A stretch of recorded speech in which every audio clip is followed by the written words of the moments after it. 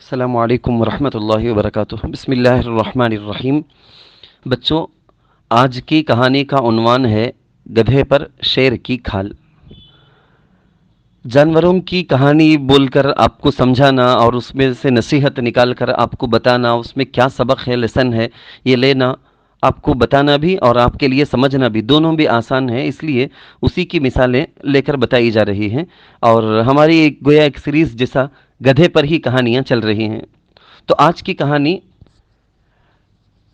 یہ ہے کہ ایک آدمی گدھا پالا تھا۔ وہ اس کے کھانے کا اور چارے کا خود سے کوئی انتظام نہیں کرتا تھا، بہت ہی سست انسان تھا، اسی کے ساتھ بہت مکار بھی تھا۔ اپنی مکاری سے لوگوں کو نقصان پہنچاتا، اپنا کام چلا لیتا تھا۔ اس آدمی کے پاس اور کچھ مال و دولت تو تھا نہیں، صرف ایک ہی گدھا تھا۔ یہ سست اور مکار آدمی چوری چھپے سے اپنے گدھے کو لوگوں کے کھیت میں چھوڑ دیتا، جس سے گدھا اپنا پیٹ بھر لیتا۔ لیکن جب لوگوں کو اس کا پتہ چلتا تو انہوں نے اس آدمی کو خوب برا بھلا کہا، آئندہ کے لیے کہہ دیا کہ اگر تمہارا گدھا ہمیں اپنے کھیت میں دکھا تو ہم اس کو جان سے مار دیں گے۔ اب اس آدمی کو بڑی فکر ہوئی کہ گدھے کے چارے اور کھانے کا کس طرح سے فری میں انتظام ہوگا۔ اس نے غور کیا تو ایک طریقہ نکالا، وہ یہ کہ شیر کی کھال لا کر روزانہ رات کے وقت اپنے گدھے کو پہنا کر لوگوں کے کھیت میں چھوڑ دیتا۔ گدھا رات بھر خوب کھاتا پیتا اور لوگوں کی کھیتیاں برباد کرتا۔ رات کے وقت جو بھی اسے دیکھتا تو دور سے ہی ڈر کر بھاگ جاتا اور اس کو شیر ہی سمجھ جاتا۔ لوگ تنگ آ گئے کہ یہ رات کو کون سا جانور آ کر کھیتی کو خراب کرتا اور نقصان پہنچاتا ہے۔ لوگوں نے رات کو چھپ کر اس جانور کو تلاش کرنے اور پکڑنے کا ارادہ کیا، مگر جب یہ سنا کہ رات کو جنگل میں شیر بھی پھرتا ہے تو کوئی بھی رات کو جنگل میں جانے کی ہمت نہیں کر سکا۔ گدھے کا مالک اپنی حرکت پر بڑا خوش تھا کہ اس کا خوب چکر چل رہا ہے، کام بن رہا ہے۔ ادھر لوگوں کی کھیتی کا بڑا نقصان ہو رہا تھا۔ لوگ اس پر بار بار میٹنگ کرتے کہ اس کا کیا حل نکالے، کیا سولوشن کرے۔ لیکن جب شیر کا ذکر آتا تو ڈر بھی ساتھ میں لگ جاتا۔ جب یہ سوچتے کہ شیر تو کھیتی اور فصل نہیں کھاتا بلکہ وہ جانوروں کا شکار کرتا ہے تو تعجب بھی ہوتا کہ بھائی یہ کیسا شیر ہے جو کھیتی میں آ کے گھاس کھاتا ہے، پتے کھاتا ہے۔ ایک بار علاقے کے محلے کے لوگوں میں ایک سمجھدار تمہارے جیسا ایک بہادر چائلڈ، ایک بہادر آدمی نے رات کو اپنے قریب سے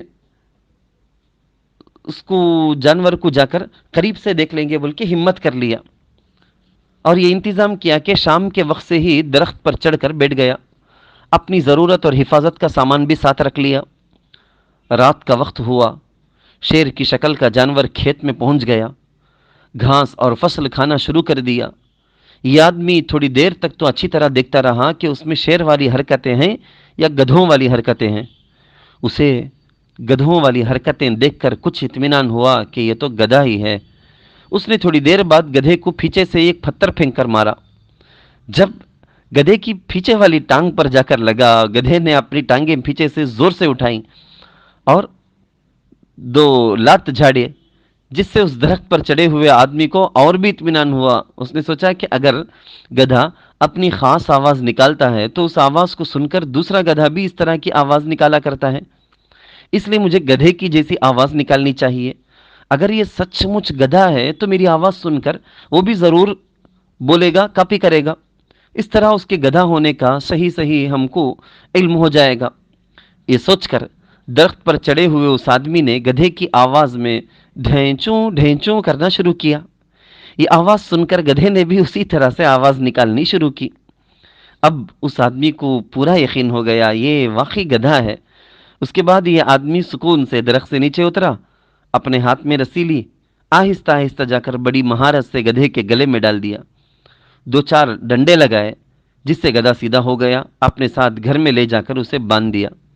صبح ہونے پر سب لوگوں کو جمع کر کے اس گدھے کو لوگوں کے سامنے پیش کیا کہ دیکھو یہی ہے وہ تمہارا شیر، یہی ہے وہ شیر جیسا دکھنے والا گدھا جس نے کھیتیاں فصلیں تباہ کی۔ اس کے اوپر شیر کا صرف چمڑا چڑھا ہوا ہے، شیر کی صرف کھال ہے، سکن۔ جب اوپر سے شیر کی کھال اتاری گئی تو پتا چلا کہ یہ تو اسی سست مکار آدمی کا گدھا ہے۔ سب لوگوں نے اس بہادر عقلمند آدمی کو تعریف کی، شکریہ ادا کیا۔ جس نے اس گدھے کو پکڑا اس کو بہت سارا انعام بھی دیے۔ سب لوگوں نے گدھے کے مالک کو بلایا، لوگوں کا جتنا بھی کھیتی کا نقصان ہوا تھا اس سب کا خرچہ اور نقصان اس پر ڈالا۔ گدھے کو مارنے کے بجائے اس کو خرچے کی قیمت میں شامل کر کے پکڑنے والے آدمی کو دلوا دیا۔ اب گدھے کا مالک اپنے گدھے سے بھی ہاتھ دھو بیٹھا اور دن رات محنت مزدوری کر کے لوگوں کا نقصان فین بھی بھرنا شروع کر دیا۔ اب اس کی ساری سستی ختم ہو گئی، دن رات محنت کرنے لگا، کیونکہ اسے اب سستی سے، مکاری کے سے جو نقصان ہوا اس کا پتہ چل گیا تھا۔ لیکن اتنی محنت کہاں تک کرتا، آخر ایک دن بیمار پڑ گیا اور مر گیا۔ بچوں، اس واقعے سے معلوم ہوا سستی ہے نا، آلسی، لیزی، یہ عادت بہت بری بلا ہے جس کا بہت خطرناک انجام ہے۔ یہ بھی معلوم ہوتا ہے کہ لوگوں کو نقصان پہنچانا بہت بہت بری بات ہے۔ زندگی میں اور مرنے کے بعد بھی انسان کو اس سے نقصان پہنچتا ہے۔